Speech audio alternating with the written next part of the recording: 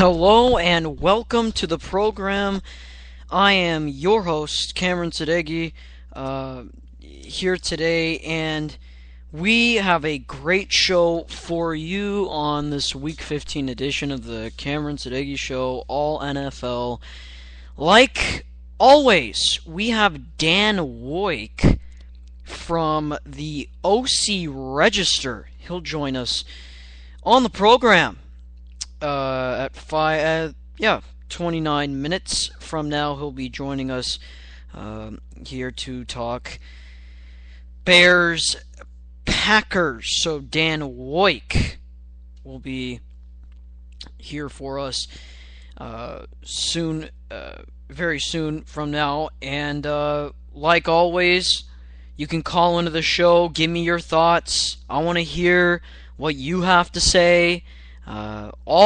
All you have to do is call 949-456-2911, or you can just simply tweet me at SM_Cameron to get your thoughts on the program. Either or, it's your choice. I'm going to provide the scores and give you my reaction to the game that just went final. Steelers-Cowboys. I'll give you my quick reaction to that one, and then we'll break down more of the games and then get to Dan. And then at the end, I don't rant a lot, but I do have a rant. It was about RG3, and it's not about what RG3 did. It's about what someone said about him. I'll talk all about that later on, but first, let's get to the more important things. The scores. The Giants, the New York Giants, after beating the New Orleans Saints at the New Meadowlands, they came into another NFC South opponent. This time, the Atlanta Falcons, who are the number one seed in the NFC, and they absolutely got crushed, 34-0. Eli Manning was atrocious. Next game, Denver, Baltimore. Baltimore fired their offensive coordinator, Cameron. They have former Colts head coach Perry Fewell. How will they do? Are they going to do well? I said on NFL Goal Line with Nick and Phil, some of you might have heard me there, I said it was not going to work out well, and unfortunately for them, I was right for today. They lose 34-17 at home. Baltimore loses to Denver. Green Bay, Chicago, crazy game till the end. I mean, crazy game to the end. We'll have Dan Woike talk about it. I'll talk about it. 21-13, Green Bay beats Chicago on the road. Washington, Cleveland, Robert Griffin III not available for today's game. So, they bring in the rookie, Kirk Cousins, on the road to face the 3-game winning streak Cleveland Browns. They win. Oh yes, the Redskins win 38-21. The Texans, Colts, AFC South battle. Texans hang on, 29-17. Miami and Jacksonville, the battle of the Sunshine State. It will favor Miami this year, 24-3. New Orleans, Tampa Bay, it was a shutout, the second shutout of the day, just like the Falcons and the Giants. All one-sided. Saints, 41-0 beating the Bucks. Minnesota, Vikings, Rams, Steven Jackson, Adrian Peterson. Who had the better day? Peterson. 212 yards on the ground today rushing. And he is very, very close to passing Eric Dickerson's record for most rushing yards in a season. We'll talk about that later. Arizona, Detroit, Arizona laying the hammer on Detroit. 38-10 Arizona at home. Seattle, Buffalo. This one was not in Buffalo. It was in Toronto. Yes, the Canadians got to see some football. Unfortunately for them, it wasn't that great of a game. 50-17. The Birds. Seahawks win. Carolina, San Diego. San Diego still has a shot for the playoffs. No, they couldn't get it done today. It's their 9th loss of the year. And it got handed to them 31-7 Panthers. Dallas, Pittsburgh. What I'm going to talk about right now. I'm going to say this. Usually we see Dallas make mistake after mistake after mistake in the fourth quarter or overtimes of games. It was the opposite. The Cowboys win at home at Jerry's World, 27-24. Oakland, KC, 3rd shutout of the day. And the Raiders beat the Chiefs 15-0 in the Bay Area. Okay. The game. Pittsburgh, Dallas, CBS, Jim Nantz, Phil Simms, 1 o'clock Pacific time. Arlington, Texas. That was just a pound-for-pound heavyweight battle. Right till the last second. Drama. Okay? What I'm really surprised about this game is that, to me, Dallas, I think, should have won by more, to be honest. I think this game should have ended in the fourth quarter for Dallas. They had an opportunity, and Tony Romo was... And look, I'm the biggest Tony Romo supporter. I'm a huge Tony Romo supporter, okay? And I thought, some people were being a little too critical at the end of Tony Romo, what Tony Romo did. I mean, Miles Austin, it wasn't a perfectly thrown football, but when it's tight and it's a fourth quarter of a game, sometimes the perfect pass isn't always going to be there, whether it's Tom Brady, Peyton Manning, whoever it is.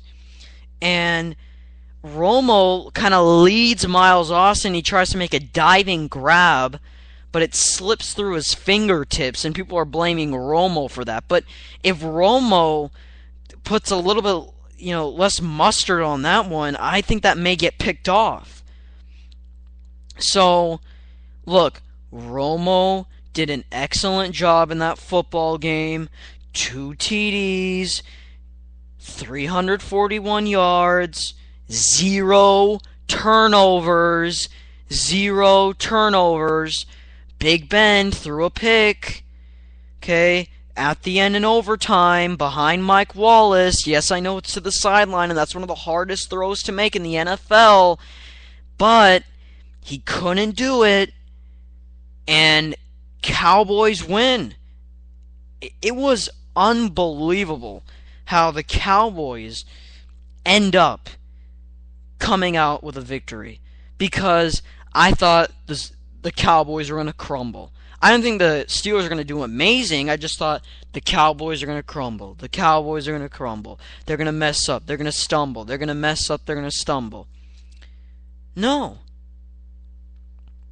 The Cowboys made all the big plays. The Cowboys did make those huge interceptions. The Cowboys did have those huge touchdown runs. The Cowboys had those huge punt returns. It shows the maturation of this football team and how Jason Garrett has now developed into a solid head coach, and he should remain the head coach in this league as a Dallas Cowboy. He should be a Cowboys head coach, because this guy has, and look, Rob Ryan, I've been very critical, but they've done an absolutely excellent job. Excellent job. Okay? They've done everything that you could ask for in a Cowboys team. Keeping it close against a Pittsburgh team that will grind and grind. I mean, the game was a grind for that whole 60-plus minutes. And usually the Cowboys stumble. They hit that wall and they let up. Didn't see it today. Great job, Cowboys. Steelers, you know what? I had a feeling that this was going to probably happen with the Steelers. I don't think they're making the playoffs this year. I don't think they are. Because continuously, they're so beat up and worn down as a team. And you can see it in Big Ben. I mean, the throws can be flat at times. Okay, and he's been in the league. You'd think, oh, Tom Brady should be flat because he's been in this league since 2001. But Big Ben's been in this league since 2004, and he's already worn down more than Tom Brady. That's the problem with his playing style. Look, I get how he extends plays. I recognize that. But it comes back to bite him. Because when he puts himself in danger like that, it really late in games and in key critical throws, he's kind of flat. And it showed today, especially to the throw on the sideline. And that was a really flat throw by Roethlisberger. I mean, look, I get it. You know, Roethlisberger is credited a lot, but you can't expect to win games all the time being worn down like that. He was worn down, energy-wise. You can still tell he's not really fully recovered, in my opinion. So, in Pittsburgh, their defense is not like they used to be also. So, yeah, I mean, I don't know. I just don't think this Pittsburgh team really has what it takes now. I think for once we need to recognize that the Steelers are not making the playoffs this year. I said it before the season, and maybe it holds true. Maybe it does. Okay. Let's move on to another game that I thought was really huge today in regards to the Denver Broncos, who really put on a show, on a clinic out there. Stunning. The Broncos beat the Ravens 34-17. I did not think, and I know the Ravens have they don't have nearly the same record as the Broncos do, but I did not think the Ravens were going to lose this football game. I thought their defense would, be. It's amazing how big of an impact Ladarius Webb and Ray Lewis have to this defense. It really is, because time and time again, especially on the money down, 5 for 16, and Baltimore 1 for 12.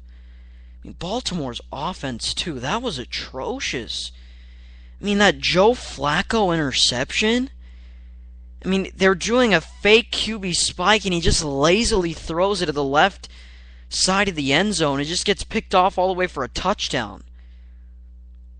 Okay, I mean, the Ravens' offense has so much adjusting to do. And people are saying, no, they're going to be fine. No, they're going to be fine. I don't think they're going to be fine. It's hard to adjust to a playbook. People think this is easy. It's not. Go try learning 100 new plays. Or I don't know how many plays they're going to use from Cameron's system and a Perry Fuel system, but I don't know.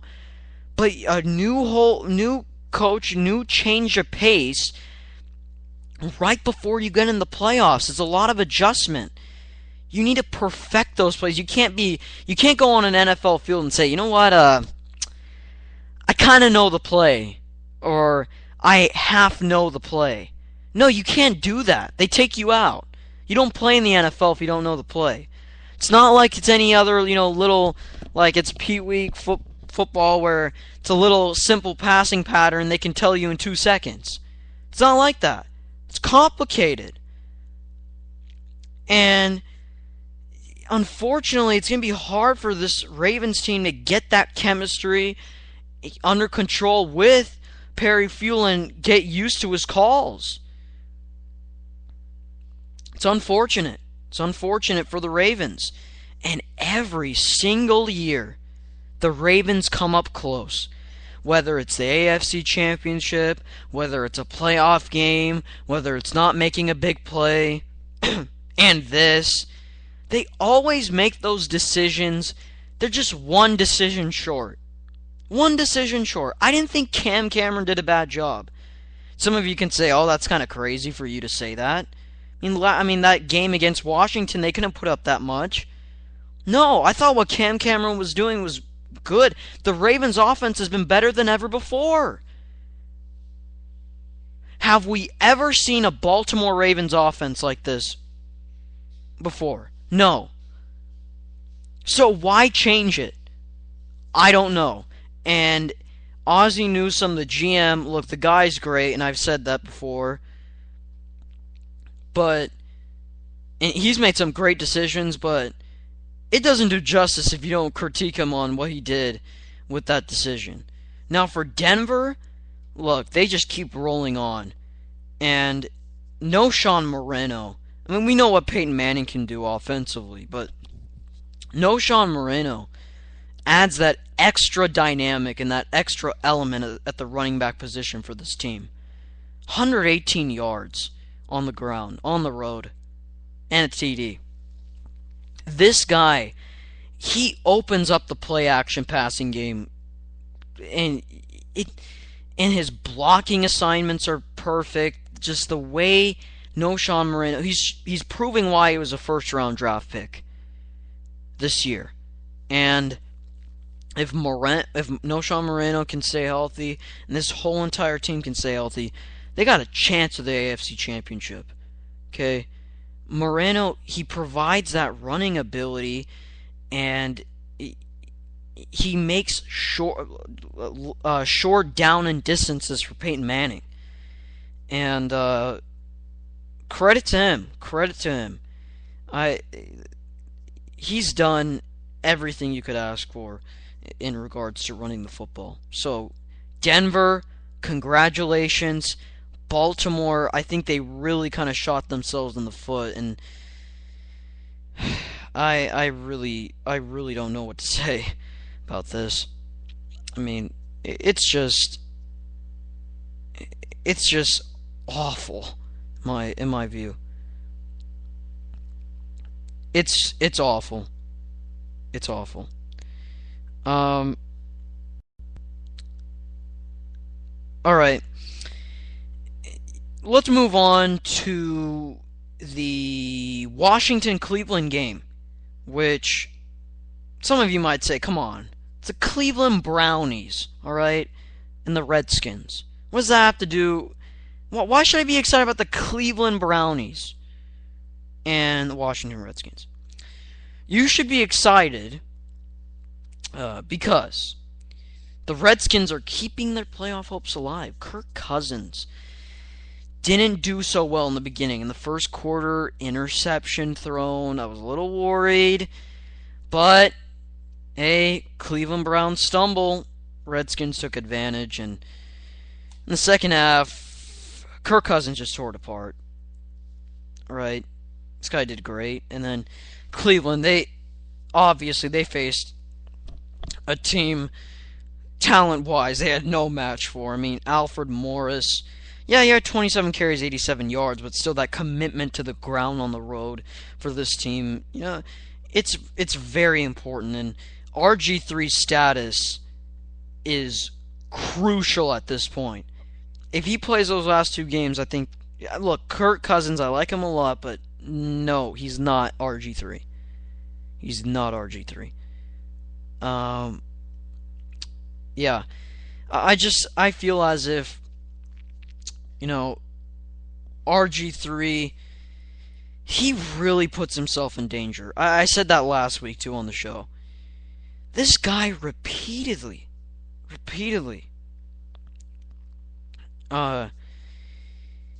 running around, scrambling, diving, head first sometimes. It's dangerous. I don't want to. I mean, I wouldn't want to tell the guy, "Hey, don't run out of the pocket," but run out of bounds. I'd rather Robert Griffin III in the first quarter of a game run for 2 yards instead of going for 5 yards if I know he has a 90% chance of getting injured. Okay, I'm not putting my whole franchise on the line for 3 extra yards. And Redskins have to recognize that quickly, because the only way they have a chance of making it is with Superman. Superman wears a 1 and a 0 on his chest. And that's Robert Griffin III right there. And with the schedule, they got Dallas in the last game of the season. We know there are different schemes that Dallas provides. It's going to be hard. It's going to be a hard battle.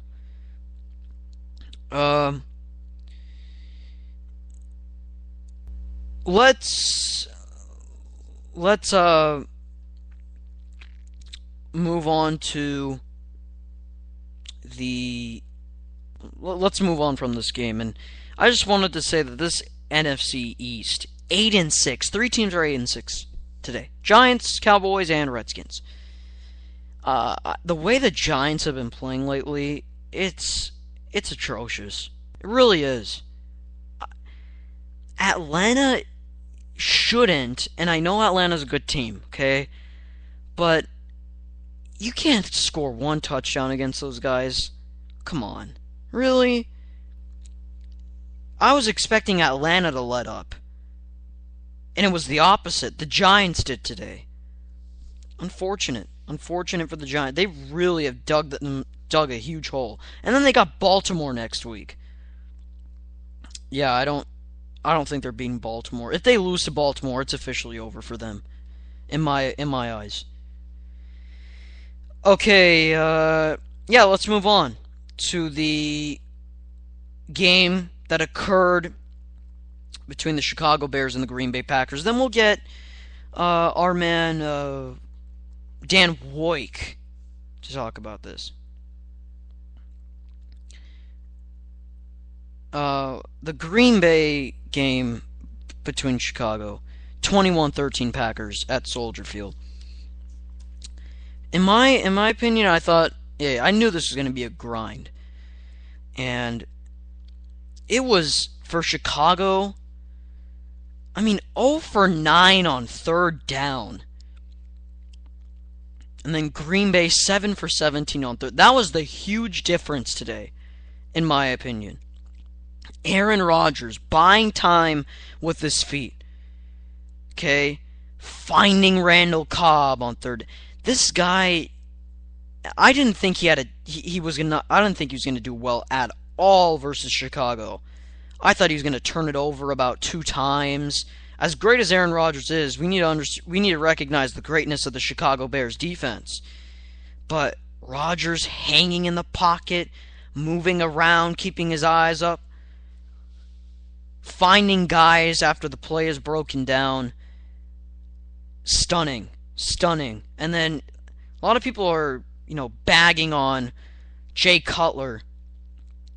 Just the blocking schemes, not that great in my mind. The blocking for Chicago, just overall, it was terrible. Chicago's blocking has always been a question mark. You can put in any quarterback out there, and I really think Chicago lacks the blocking ability to go far in the playoffs. I think Chicago will make it because they have the easiest schedule remaining in the NFC North. Okay, I think they'll make the playoffs. But they had a chance to win the division, have at least 1 home game. It's unfortunate. And then Matt Forte really couldn't get anything done on the ground. 20 carries, 69 yards. That's a huge factor in their offense. And I mean, they rely heavily on him, and today he just didn't have him. I just think it's the run blocking and just the blocking in general with this group. It's been an issue for the past few years.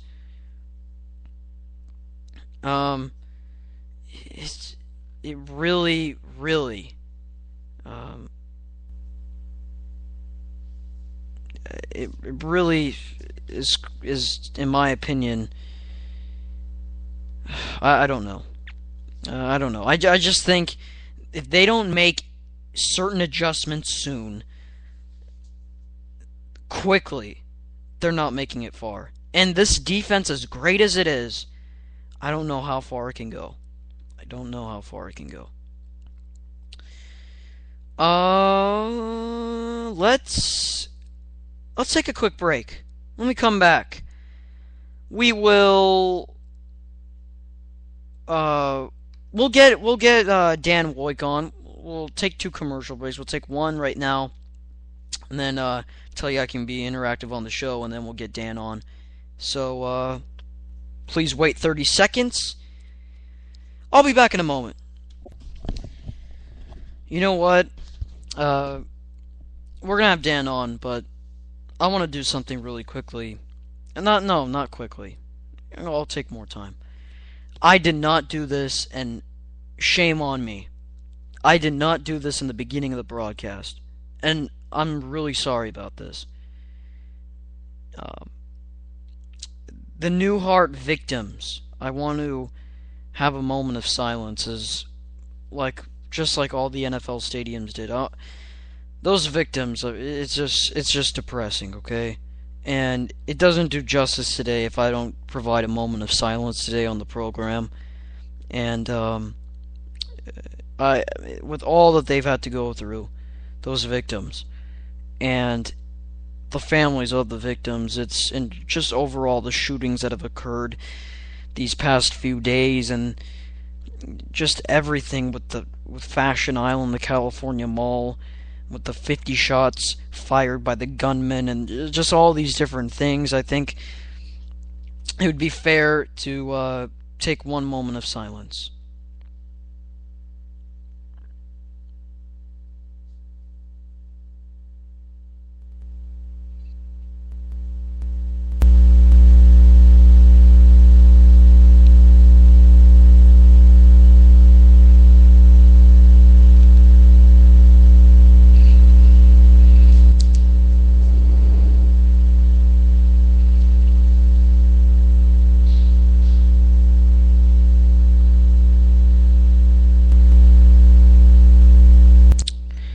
Okay, we'll be back in a moment. We'll talk Bears-Packers with Dan Woike. Please hang on.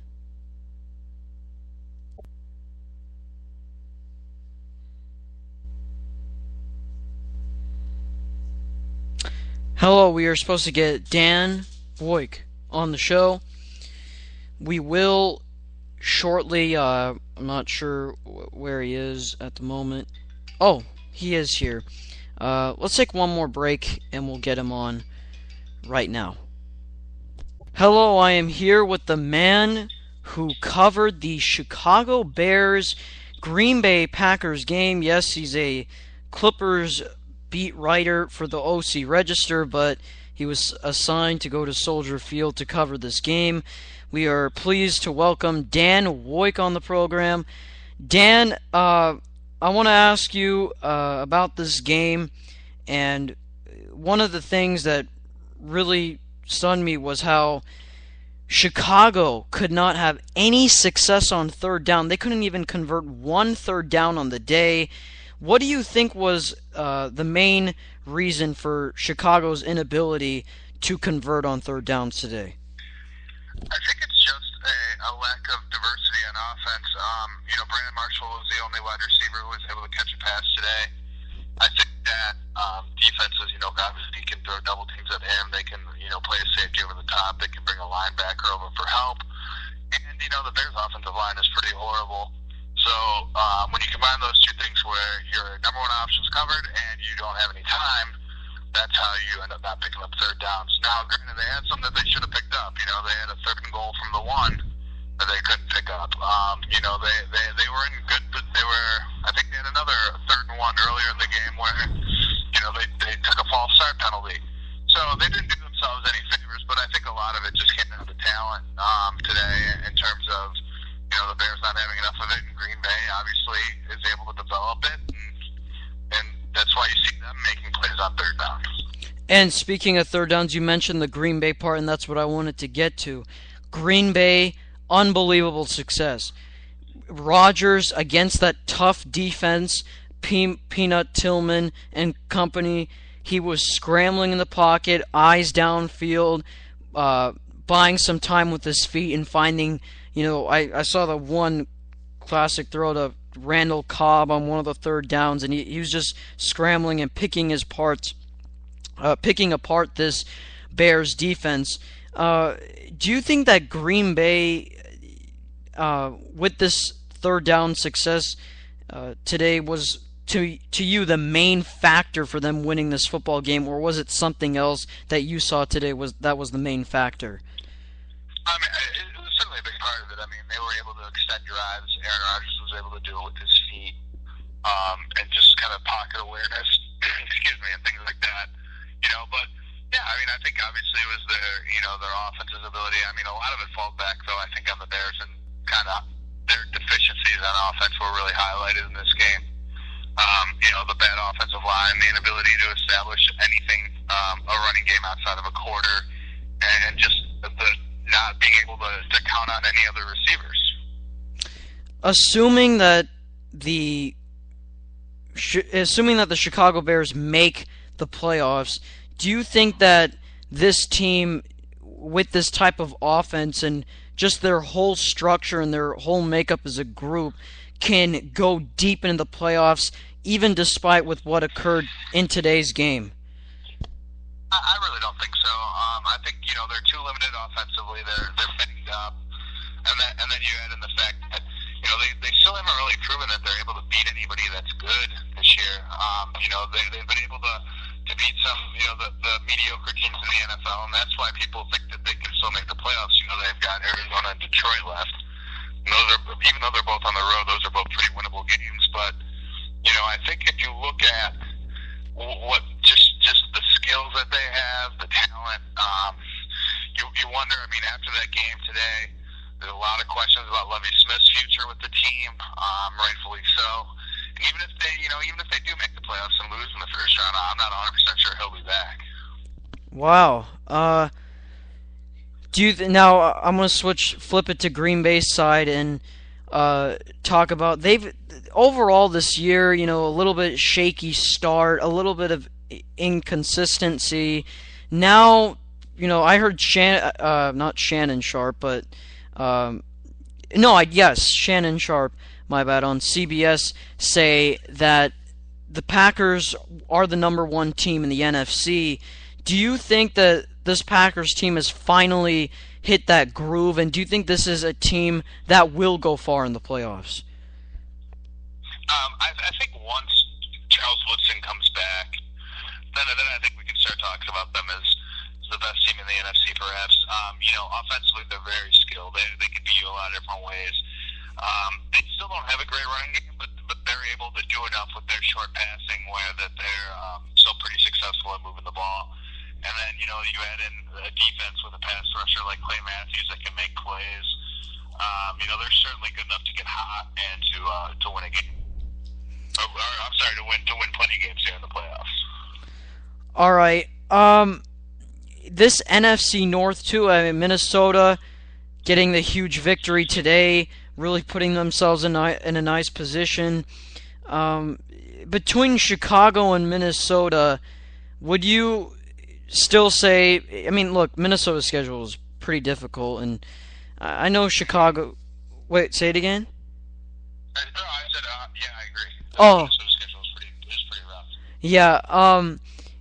You look at this, and let's just say 3 NFC North teams make it.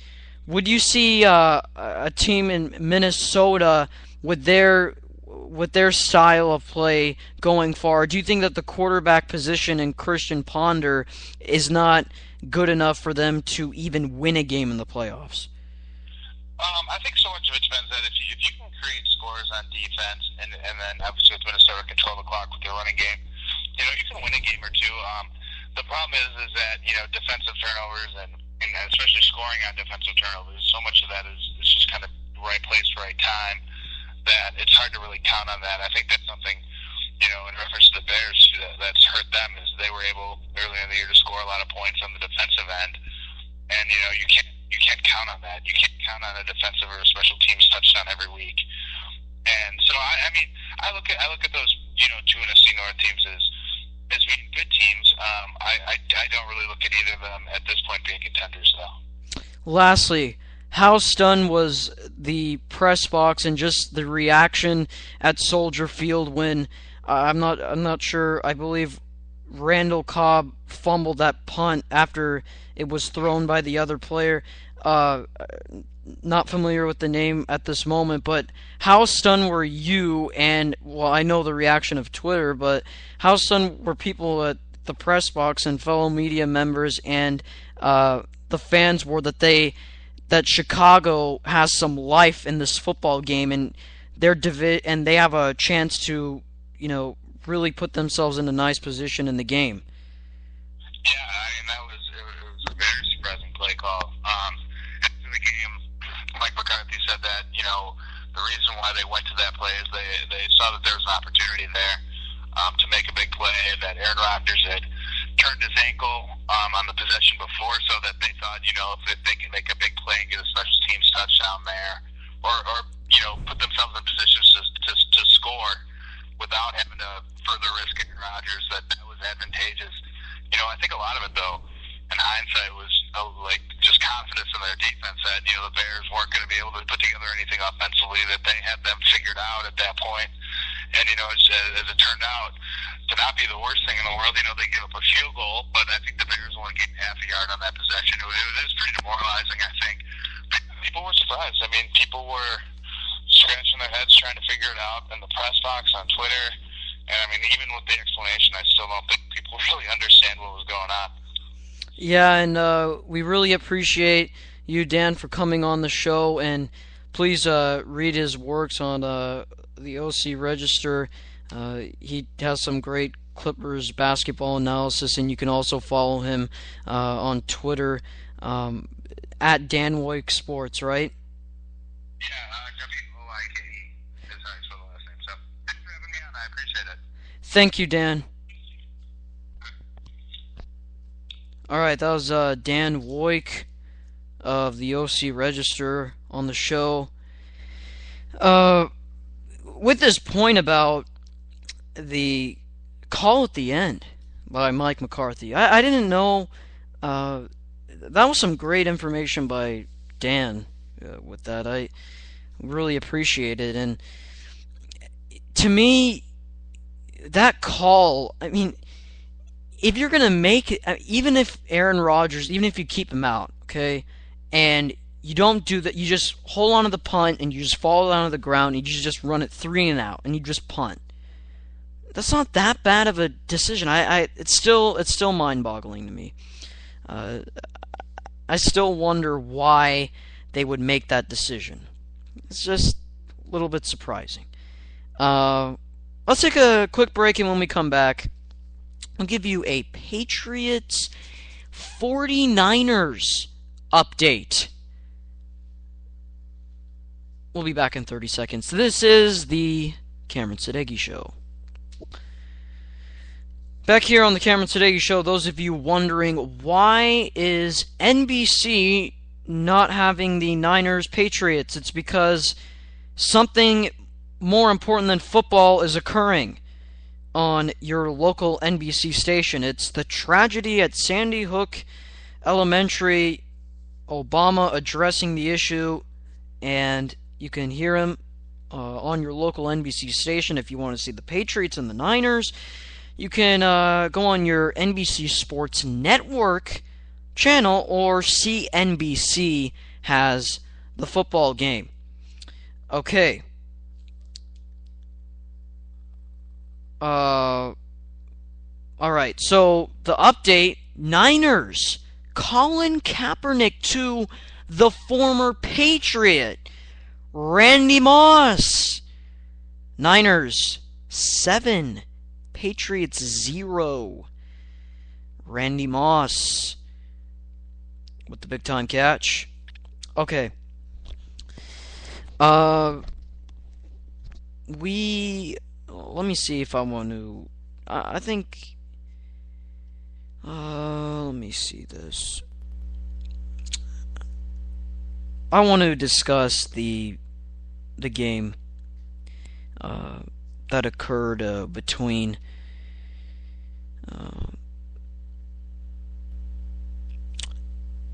the Minnesota Vikings and the St. Louis Rams. Minnesota put on a show.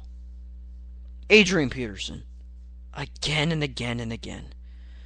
The guy, even after the ACL injury, racks up 212 yards against a pretty solid St. Louis front, defensive line. Really impressed. Really impressed. And here, Minnesota, just, I think they'll make. I don't know. I'm not gonna say they're gonna make it, but if they just keep controlling the clock, control the tempo of the game, they're gonna be dangerous. Dangerous if they make the playoffs. I mean, that's a big if. The turnovers today, the Rams with their turnovers. Steven Jackson today, not really that much success. We slept on Minnesota in the beginning of the year. We said, they're not going to have a chance. They're not going to have a chance. And I was one of them. I was wrong. I did not know that. I mean, their first part of the schedule was pretty easy. Then the later part of the schedule harder. But they're still hanging around. So credit to them. They've done everything that they need to. They've done everything that they've had to so far. So great job.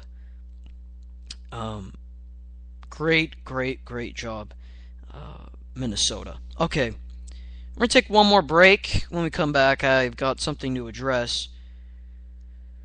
Two things that really get on my nerves. Okay, it's in the media, but it's more than just about maybe a commentator being biased or something like that. It's about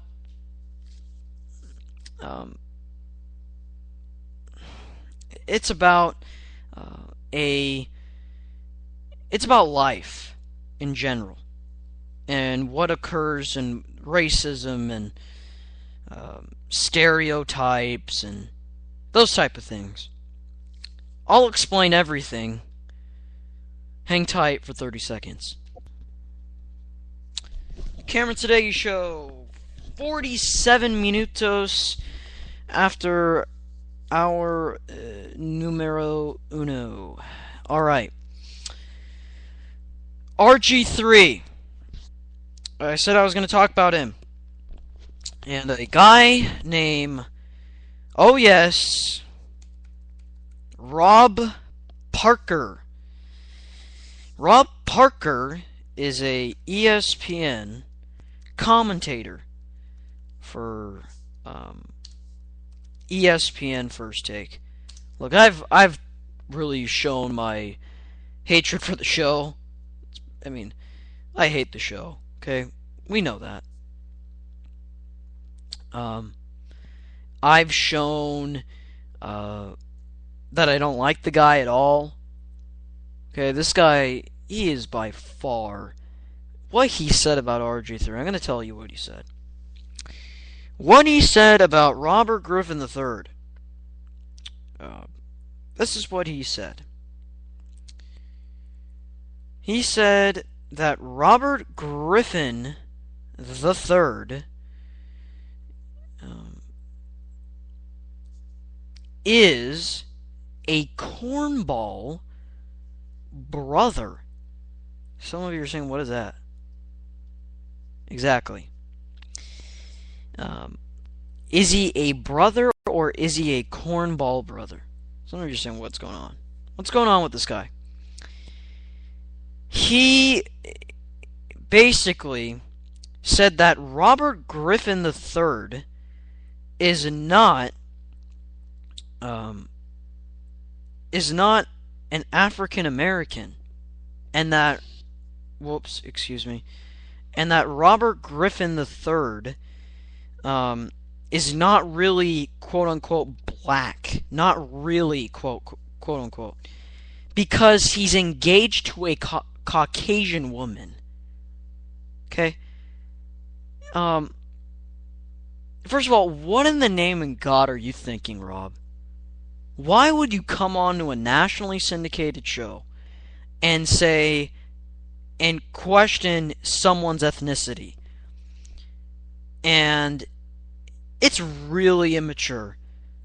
Rob said that he's not authentically black, authentically African American, and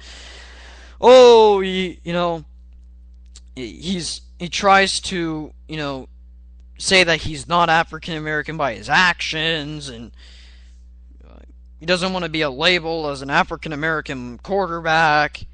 What is that? What is that? Rob also, he said that RG3 has braids, so he's from the urban. He's showing that he's. I mean, this is what Rob said. Rob said he was confused because Robert Griffin III has the braids, so makes him more African American. It's like nonsense. It really is. Rob. Okay? You are going to go out there and say that someone of your own ethnicity is not a brother because he is engaged to a Caucasian woman? What are you talking about? What are you saying? No comprendo. And then, you know what really annoyed me? These comments were absolutely horrific on Rob's part. And then, one of the worst stories of the week is when two radio hosts by the name of Steve I don't even know how to pronounce his last name correctly, and I'm not going to pronounce it correctly because after his comments, it's not necessary to pronounce his name correctly. It was atrocious. Calling Robert Griffin III and saying that he's not of a certain ethnicity? I expect better from Rob. You're on one of the grandest networks of all. And I know, look, I don't want to talk about that network too much because I've been really critical, and I know some may be annoyed from it, but I don't care from what network you're from. Even if you are propaganda based, even if you are trying to stir up controversy, there's no reason for anyone to go out there and say that. Stephen A. Smith, the voice of reason, he said it was bad. Stephen A. Smith said this show's taking the wrong direction here. Thank God he said that. That's the old Stephen A. Smith I used to know. The good Stephen A. Smith. And then the other issue, the other absolutely horrible issue. Steve Sazbon. He said he's a former Yahoo radio host. He said he and Andy Pollin, the sports reporter's ESPN radio host, and he does Yahoo Sports Radio, He said, cold-blooded, and he and Andy were making fun of a transgender player. I wonder where we are in this business.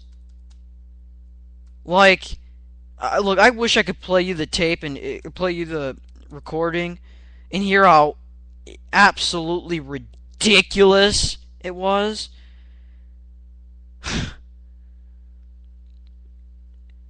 This is what he said. Sadeghi said that transgender athletes should not be allowed to play sports. They attacked the player, calling Ludwig he, she, and it. Wow, that's funny. I heard the recording. You guys gotta see it on YouTube. I heard it, and the way they were laughing, like, they have no regard for human life at all. They absolutely don't care about human life. Steve Sadeghi needs to go get a checkup. Same with Andy Pollin. They should be fired from this business. And same with Rob Parker too. I don't really like seeing people get fired, and I don't say that a lot. And I've never said that until now. But when you repeatedly make mistakes like both of these men have, and think it's okay to make fun of players who are transgender, or say someone is not, quote, black enough, and say he's a cornball brother, and talk about how Tiger Woods is tries to be an educated, all these type of, it was just bad.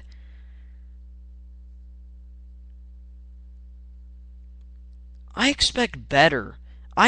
Even if you're bad at even if you're not a great analyst, at least have some integrity.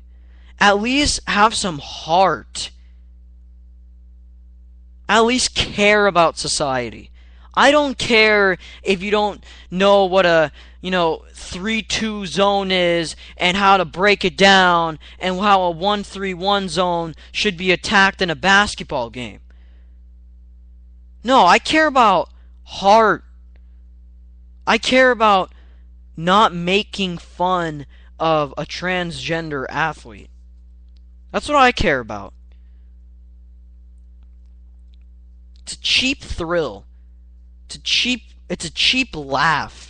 Because even though everyone in that studio was laughing, and by the way, if you are laughing at this right now and thinking that it's funny to make fun of a transgender player, or talking about how someone is not of a certain ethnicity even though they really are, then you need to go get a reality check first of all. Okay? You need to get a psychologist. Because you can't have the evilness in your heart to say those things. And then the lamest apology by Steve Sadeghi and Andy Pollin. So immature, guys. So immature.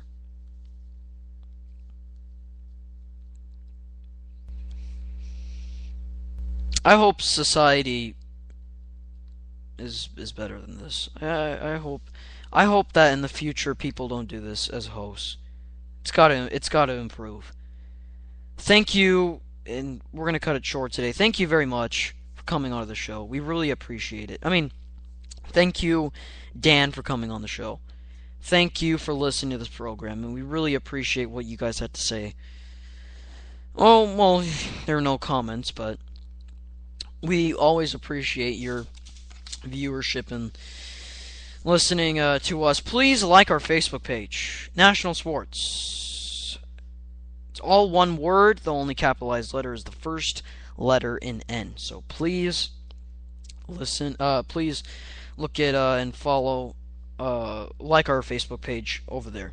Thank you very much, and please follow me on Twitter at SM_Cameron for my sports tweets.